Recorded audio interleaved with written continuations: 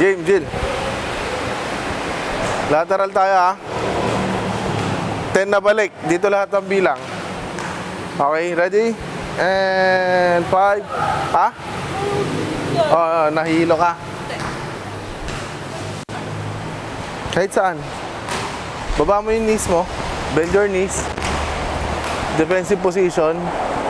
Straight yung katawan. Okay, lateral. Start ka doon. Ready? 1, 2, 3, and go!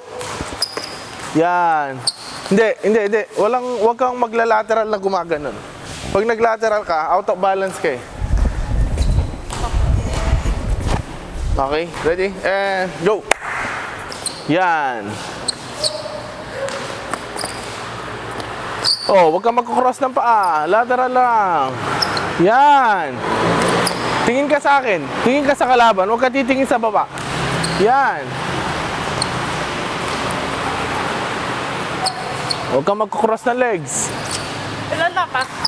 5. 6. Oh, huwag kang magkukross ng legs. 7. 8.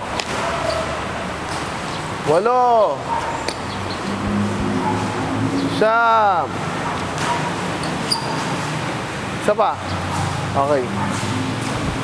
Rest. Kaya mas mahirap kasi sa akin din. Dine-develop natin yung stamina mo. Tsaka yung legs mo. Number 1 kasi sa basketball, kailangan malakas ang legs mo. Pag malakas ang legs mo, kahit gaano ka-intense yung laro, hindi bibigay ang legs mo.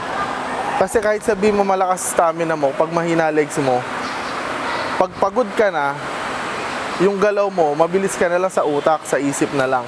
Pero yung katawan mo ayaw nang gumalaw kasi mahina legs mo. So sa basketball, number 1, kailangan malakas legs mo. Takbo yan eh, takbuhan, talunan. So hindi pwedeng weak yung legs mo. So yun yung ginagawa natin. Then sinasabayan natin ng mga lateral movements.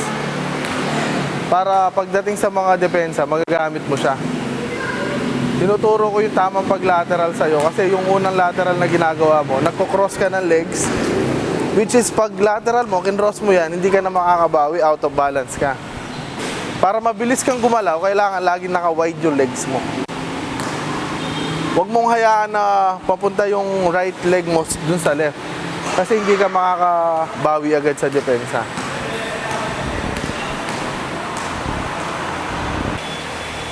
Oh, free throw tayo. Dali. Gawa ka ng 10 free throw. Dito, free throw. Oh, yung baseline. Yung baseline. Tumatalon ba kayo sa ano? Hindi.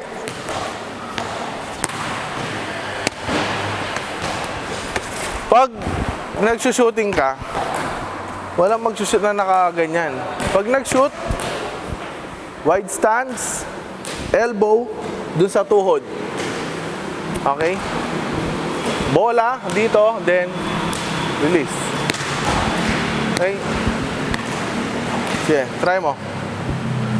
Hindi, titignan mo yung grip ng bola. Ang hawak mo lagi pa ganyan. Kamay lahat yon. Ganito gawin mo. Ganyanin mo yung bola. Itulak mo isang kamay. Walang aalalay. Isang kamay. Yan, parang ganon. Yung baseline. Mag-start ka muna dito. Dito ka mag-start. Dito ba? Yan, patras tayo ha. Yung line. Tingnan mo. Oh. Isa mo. Huwag mo madaliin. Huwag mo magmadali. Position mo muna yung legs mo. Bend legs. Ganito siya. Okay. Then push. Okay, so ganyan position. Then dito pag ganyan Jilo. Push. Okay. Wag ka nang mag-start sa ganun. Tapos gaganunin mo pa. Mag-start ka sa free throw. Dito yung bola. Bend yung knees. Then push.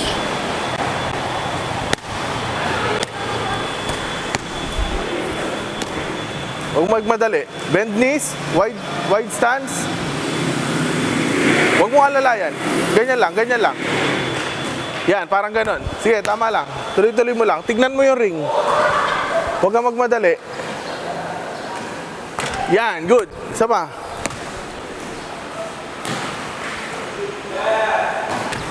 Ganun katataas lagi. Nice one. Taas. Good.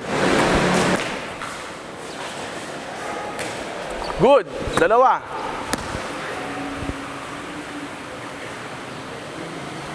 Isa pa.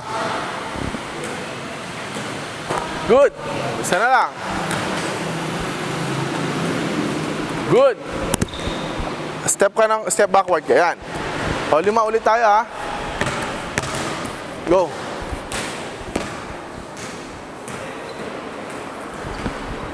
Lakas, lakas. Tulak mataas. Posisyon ng bola. Posisyon ng bola. Kunin mo yung tulak mo. Manggagaling sa legs. 'Di ba nakabend ka? Unang didiretso yung legs. Legs muna, tapos pagtayo ng legs, tulak ang kamay. Okay? So legs muna, tayo. Pagtayo mo ng legs, oh. Nakita mo, nakatayo ka na. Ang mali sa ginagawa mo, nakatayo ka na, doon mo palang ipapump. So, dapat, pag tayo mo pa lang, direct tulak na yon. Hindi, ulit. Isa pa. Huwag mo madaliin. Sige, position mo muna yung kamay mo. Position yung kamay, lagay mo dito sa position. Yan, di ba? Ganyan.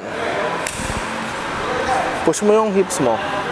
Papunta doon. Sige. Squat ka. Yan. Then, huwag mo ibababa. Pag diretso ng legs mo, diretso yung kamay. Yan, ganon. Okay, ulitin mo. Good. Para makuha mo yung tamang persa.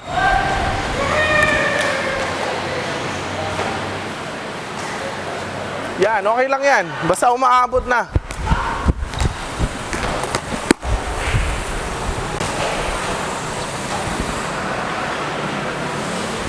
Good! Okay, nakaisa ka na.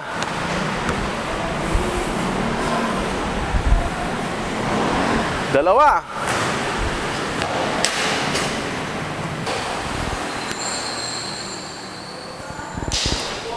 Tatlo. Nice shot. Let's go, Jill. Yan. 4. Isa na lang. Isa pa. Go. Nice one. Pwede mong i-dribble kunin mo yung rhythm mo. Yung baseline, titignan mo lagi kasi ma-violation ka. Okay lang. Dribble mo muna.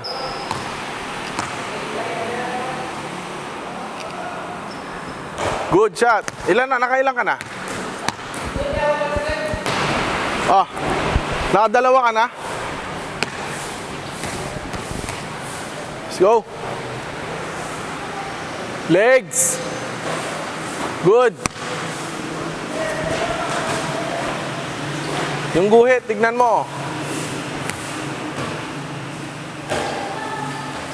Good. Last shot.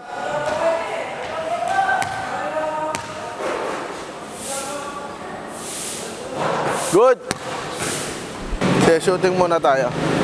Triple threat muna tayo. So, ano? Ganito. Fake.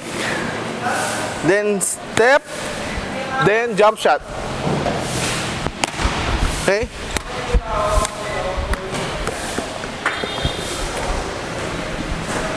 Gets mo? Diba, for example, binigay sa akin, fake, then dribble, then jump shot. Okay? Papunta lahat dun muna. Okay, so bibigay ko sa'yo. Fake. Op! Titignan mo baka matravel ka. Mas maganda ganito. Fake. Then, pack. Dribble muna.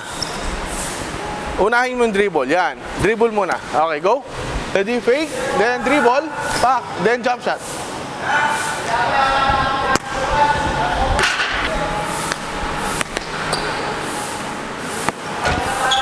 One. Pag nag-fake ka, wag lang dito sa gilid. Pag fake mo, abante ka ng konti. Hindi, paabante ka ng konti. For example, dito ka nag-fake sa free throw. Pag fake mo dito, kailangan pag tumira ka, nandito ka. Okay?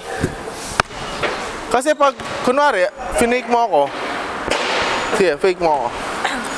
Pag fake mo sa akin, pumunta ka lang doon, di abot pa rin kita. Pupunta lang ako doon. Pero pag iniwan mo ako dito, hindi kita basta-basta mabablock. Okay, go. Fake. One dribble. Ulit. Free throw ka na. Go. Fake. Good. Ulit. Nice shot. Pag fake, titingnan mo ako. Titingnan mo yung ring. Kasi fake mo siya eh. Diba? Oh, fake. Good. Nice. Good shot. Oh, dalawa. Isa pa. Okay. Nice. Good. Again. Ready? And go. Good. Babantayan mo lang yung traveling. Sabi ko sa'yo, mauna yung dribble bago step. Okay, so pag fake mo sa akin, dribble, yan. Okay? Good shot. Nakatatlo ka na. Dalawa na lang. Dali. Ready? And go. Good. Nice one. Last shot. Ready? Go. Isa pa. Yan. Go. Okay. See a water break.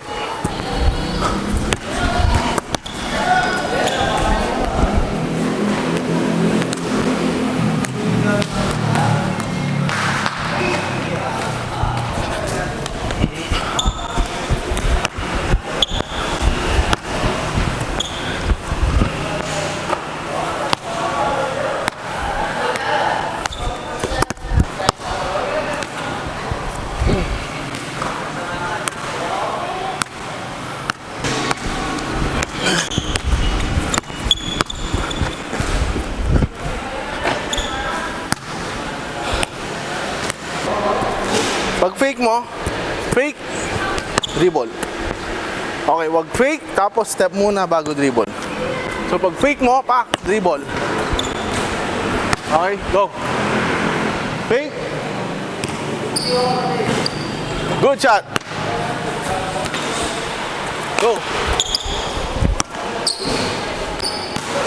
Go. Ulit. Go. Go! Nice!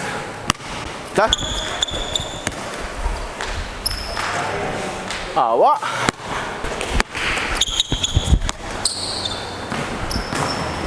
Go!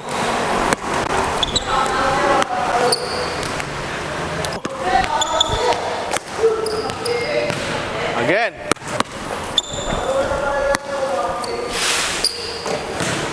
Dali, dalawa na lang. Dalawa na lang tayo. Huwag mo madali yung shoot mo. Pag fake, dribble, forma, then tira. Let's go.